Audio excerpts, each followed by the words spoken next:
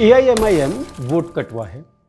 बिहार चुनाव के परिणामों के आने के बाद से कांग्रेस की तरफ झुकाव रखने वाले चुनाव विश्लेषकों के लिए ये लाइन फेवरेट लाइन रही है। लेकिन एक सवाल समझ से परे है, वो ये कि 70 सीटों पर लड़कर केवल 19 सीट जीतने वाली कांग्रेस सीट कटवा क्यों नहीं कही जा रही है। अगर जीत और हार के मार्जिन को देखें, अगर आंकड़ों को देखें तो साफ हो जाता है कि महागठबंधन को अधिक नुकसान एमआईएम ने नहीं बल्कि कांग्रेस ने पहुंचाया है। इस वीडियो में हम समझने की कोशिश करेंगे कि क्यों एमआईएम को भाजपा की बी टीम कहना या वोट कटवा कहना गलत है और किस तरीके से कांग्रेस ने महागठबंधन को चोटिल किया है। पहले बात करते हैं एमआईएम की। 20 सीटों पर यह पार्टी चुनाव लड़ी, 5 सीटें जीती। जिन 20 सीटों पर एमआईएम ने चुनाव लड़ा, 6 सीटें एनडीए के खाते में। ये 6 सीट थे साहिबगंज, नरपतगंज, रानीगंज, छतरपुर, प्राणपुर और बरारी। इन 6 के 6 विधानसभा में जो जीत हार का मार्जिन है वो ये बताने के लिए काफी है कि एमआईएम ने वोट कटवा की भूमिका नहीं निभाई। कैसे, वो समझिए। अगर हम साहिबगंज की बात करें तो साहिबगंज में वीआईपी के उम्मीदवार ने जीत दर्ज की। जीत का मार्जिन रहा लगभग 16,000, जबकि एमआईएम को कुल मिले 4,048 वोट। नरपतगंज की बात करें तो बीजेपी के उम्मीदवार लगभग 29,000 वोट्स की मार्जिन से जीते। एमआईएम को मिले केवल 5,493 वोट। छतरपुर में बीजेपी के उम्मीदवार ने राजद के उम्मीदवार को 20,000 से अधिक वोटों से हराया। एमआईएम को कुल मिलाकर मिले 1984 वोट। रानीगंज में बीजेपी और राजद के उम्मीदवारों के वोट का अंतर था 2,395।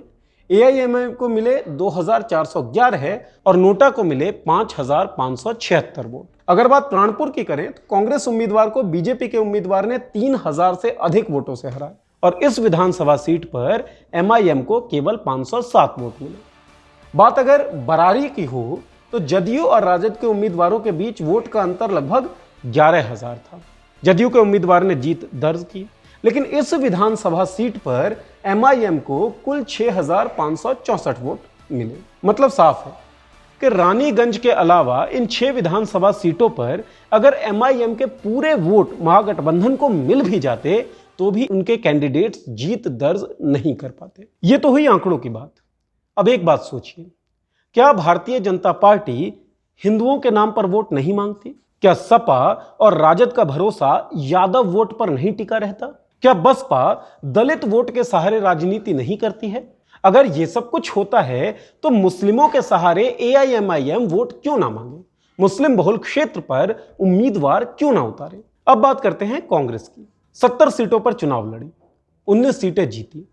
सक्सेस रेट रहा लगभग 27%। महागठबंधन की दूसरी घटक थी वाम पार्टियां। 29 सीटें मिली इन्हें चुनाव लड़ने के लिए। 16 सीटों पर इन्होंने जीत दर्ज की। सक्सेस रेट रहा 50% से अधिक। महागठबंधन की सबसे बड़ी सहयोगी पार्टी थी राजद। राजद 144 सीटों पर लड़ी और 75 सीटों पर जीत दर्ज की। सक्सेस रेट रहा 50% से अधिक। महागठबंधन 12 सीटों से दूर रहा बहुमत से। अब एक स्थिति सोचिए, अगर कांग्रेस वोटर्स को आकर्षित कर पाती तो क्या महागठबंधन के लिए यह बहुमत का आंकड़ा छूना आसान नहीं हो जाता? मिथिलांचल के दरभंगा, मधुबनी और समस्तीपुर जिलों की बात करते हैं। 30 विधानसभा सीट इन जिलों से आते हैं। पिछले विधानसभा चुनावों में जेडीयू समेत, जिसमें जेडीयू भी था महागठबंधन में शामिल, उसमें महागठबंधन ने 25 सीटें जीती थी। लेकिन इस बार दरभंगा, मधुबनी और समस्तीपुर के 30 सीटों में से 22 सीटों पर एनडीए ने जीत दर्ज की है और इन 22 में से भी 19 सीटें बीजेपी के खाते में गई है।